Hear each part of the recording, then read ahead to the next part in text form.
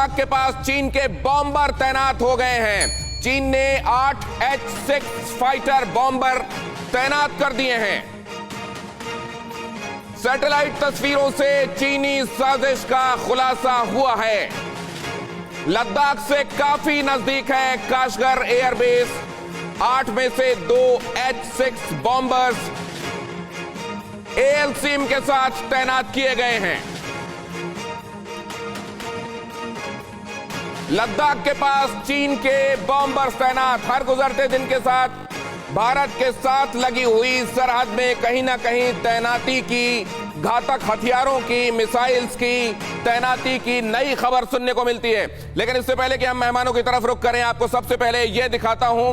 बहुत जरूरी है यह समझ लेना चर्चा की शुरुआत में ही जो मैं आपको दिखाने वाला हूं, और ये आपको बताएगा कि कैसे हम उस दुश्मन से दो चार हैं जो खुद जो करता है उसको हर तरीके से जस्टिफाई करता है, उसके किए हुए में उसको कोई खोट दिखाई नहीं देता और दूसरों को आंखें दिखाता है।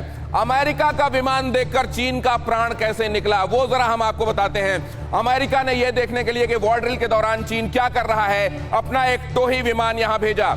सुमित, मेरे संवाददाता यहां पहुंच जाएं और मैं उनसे ये समझूंगा, ये जो विमान दिखाई दे रहा है, यह स्पाई विमान है, U-2 स्पाई विमान, ये क्या करना चाह रहा था, क्या इसने किया और चीन को क्या आपत्ति है? देखिए, जो लोकेशन बताई जा रही है ये दरअसल येलो सी या बोहाई गल्फ जिसको कहते हैं सी, वो ये लोकेशन उस तरफ की। और ये U-2 एयरक्राफ्ट जो है, खासतौर पे दिनेश, इसका इस्तेमाल इंटेलिजेंस गैदरिंग के लिए होता है। और ये करीबन 70,000 फीट की ऊंचाई तक उड़कर इंटेलिजेंस गैदरिंग कर सकता है, मैपिंग कर सकता है और कई जानकारियां ले सकता है। अब चीन को ये प्रॉब्लम आई क्यों? दरअसल हालांकि मैं आपको ये भी बता दूं जितना मुझे समझ में आ रहा है, देखिए ये ताइवान नजर आ रहा है इधर। बिल्कुल बिल्कुल। और ये इधर ये जो उसकी 9 डैश लाइन जो उसने बनाई हुई है, उसके बीच में ही यहाँ पर ये क्या ये कह रहा है कि हमारी जो वाटर टेरिटरी है उसको उसका उल्लंघन इसने किया है। चीन का यह कहना है कि ये हमारी जो वाटर टेरिटरी है उसका उल्लंघन किया है, हमारे एयर स्पेस में घुसा है। लेकिन अमेरिका का पैसिफिक कमांड का साफ तौर पे कहना है कि ये इंटरनेशनल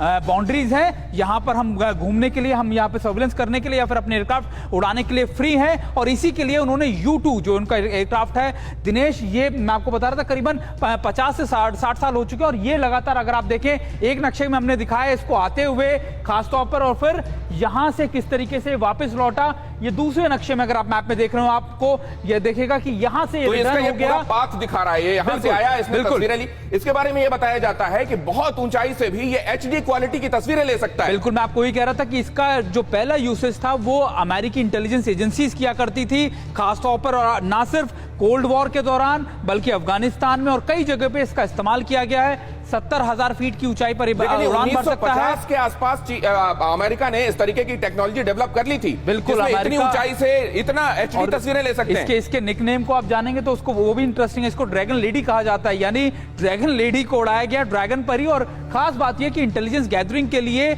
इसका इस्तेमाल अमेरिका करता है बहुत लंबे समय से, और यही चीन को डर लग रहा था। लेकिन इसके बारे में भी ये तो कहा गया कि हमने किसी भी तरह का उल्लंघन नहीं किया है, हमने अपने हक का इस्तेमाल किया है। लेकिन क्या वाकई वायलेशन हुआ है? नंबर 1। नंबर 2, क्या कोई आधिकारिक बयान आया है जिसमें अमेरिका ने, क्योंकि 1 महीने पहले जब उसके 2 विमान पहुंचे थे जो असल में जो बॉम्बर्स थे जो सबमरीन तक को उड़ा सकते थे, तब उसने ये कहा था, उसने कोई आधिकारिक स्टेटमेंट नहीं दिया था जो ये मानता हो कि हाँ हमने ऐसा किया। क्या सिर्फ चीन ये शिकायत कर रहा है या अमेरिका ने आधिकारिक रूप से माना भी है? अमेरिका की तरफ से ये स्टेटमेंट आया है कि ये इंटरनेशनल बाउंड्रीज है और इंटरनेशनल बाउंड्रीज के अंदर हम फ्लाई कर सकते हैं, ये फ्री स्पेस है और हमारे पैसिफिक कमांड जो है वो इसी तरीके से यहां पर फ्रीली मूव करती रहेगी और फ्लाई करती रहेगी। यानी ये साफ है कि जिसको चीन अपनी टेरिटरी मानता है, जिसको चीन अपना इलाका मानता है, उसको अमेरिका वो ये कह रहा है कि वो टेरिटरी असल में उसकी है नहीं और ये शिकायत नाजायज है।